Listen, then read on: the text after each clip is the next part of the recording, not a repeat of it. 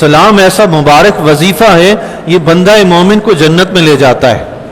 حدیث شریف میں آتا ہے، آقا علیہ الصلوۃ والسلام نے ارشاد فرمایا، مسلم شریف کی روایت ہے، فرمایا لا تدخلون الجنۃ حتی تؤمنوا ولا تؤمنوا حتی تحابوا اولا ادلکم علی شیء اذا فعلتموه تحاببتم۔ اللہ کے نبی علیہ الصلوۃ والسلام نے فرمایا تم جنت میں اس وقت تک داخل نہیں ہو سکتے جب تک مومن نہ بن جاؤ، اور تم اس وقت تک مومن نہیں ہو سکتے مسلمانوں جب تک آپس میں محبت نہ کرو۔ پھر فرمایا کیا میں تمہیں ایسی چیز بتاؤں جب تم اس پر عمل کرو تو آپس میں محبت کرنے لگو؟